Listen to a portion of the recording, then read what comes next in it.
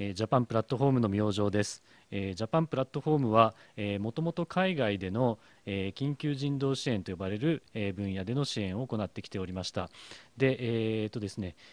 緊急人道支援といいますと、自然災害が起きた際の被災者の支援ですとか、あとは紛争が起きた際の難民の支援等をこれまでは海外で行ってきていました。で、今回はこの3月11日の震災と津波の被害を受けまして、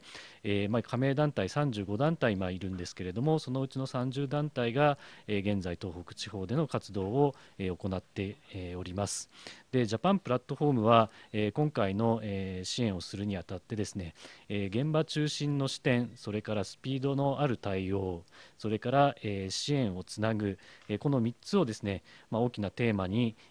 活動の方をしております。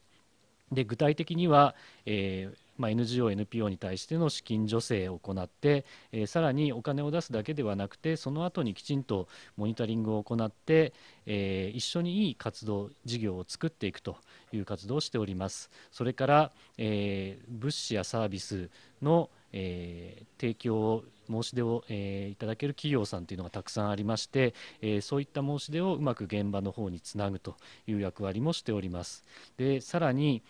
支援の連携調整ということで、これは行政、企業、NPO、NGO、さらには支援者と被災地を、どうやってつないでより効率のよく支援を行うかということもやっております。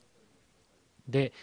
まずその資金助成の方の話をしていきますと、これまでに約63億円のご寄付をいただいております。で、そのうち42億円を加盟 NGO の方ですでに助成をしております。で、さらには今回これ東北で初めて実施するんですが、共に生きるファンドという現地の NPO を中心に加盟団体以外への助成も今回新たに始めております。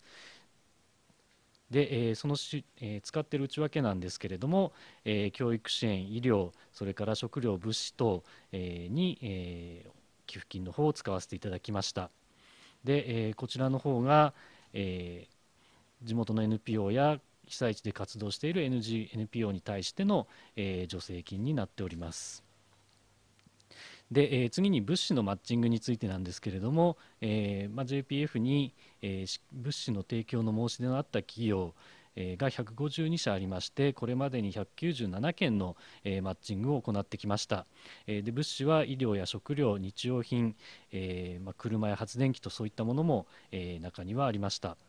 で、最後にちょっとネットワーク作り、連携調整の話を少ししたいんですが、ジャパンプラットフォームが、宮城に入りまして、宮城連携復興センターというところで地元の NPO を中心とした、ネットワークに、入っています。で、それからさらに行政とも連携をとって、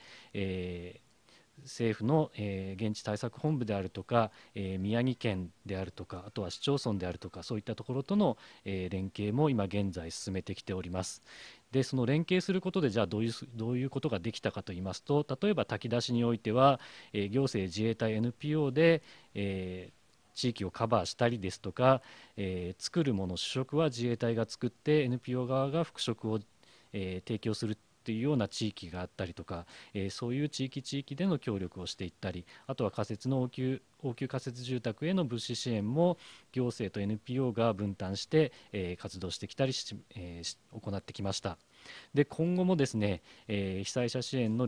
調整をさらに進めていくということで、分野別の会議であるとか市町村別の会議を行って、そういった情報を県レベルで、きちんと対策を取れる、仕組みをですね、これから作っていこうというふうに考えております。で、これからも支援の方が、まだまだ継続的に必要ですので、引き続きご支援よろしくお願いします。